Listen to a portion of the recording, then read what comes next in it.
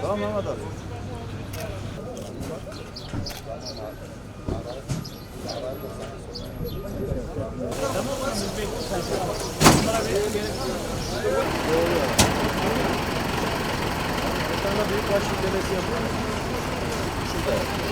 Fatma Şahin'in bize yaptığı bu yem desteğinde dolayı kendisine sonsuz teşekkürlerimi sunuyorum.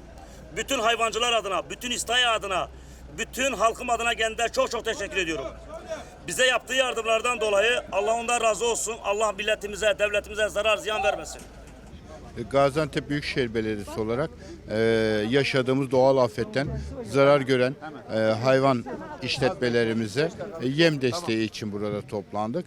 Gaziantep toplam 530 işletmemiz zarar gördü. Hayvan sayısına göre belirli olan da yem desteği. İlk etapta 1 aylık dedik ama ilk etapta yem dağıtımlarımızı yapıyoruz. Eğer ihtiyaç duyulduğu takdirde tekrar bu projelerimiz her zaman devam ediyor. Biz Gaziantep Büyükşehir Belediyesi olarak Sayın Bakan Fatma Şahin'in talimatıyla her zaman çiftçilerimizin yanındayız. Biliyorsunuz Gaziantep Büyükşehir olarak tarım dairesi olan 3-5 tane belediyeden bir tanesiyiz. Geçen hafta itibariyle de mecliste bir karar aldık. Bir de tarım komisyonu kurduk. Biliyorsunuz Gaziantep'in Nurdağ, İstaya tüm ilçelerin tamamı tarım ağırlıklı ilçeler. Sanayi merkezli olmasına rağmen diğer bölgelerde tarım ağırlıklı. Kar rahmettir. Son yılların en büyük karını yaşadık. Ama şunu da unutmamak lazım.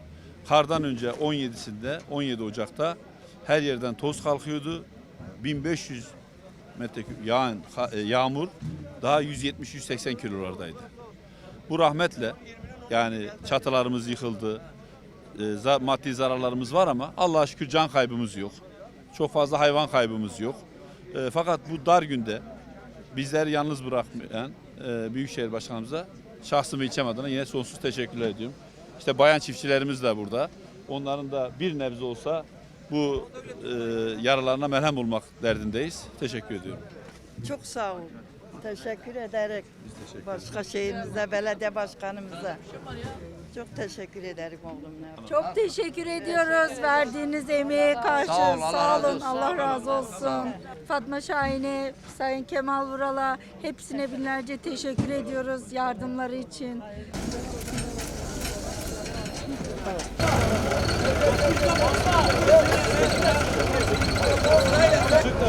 Çıktı.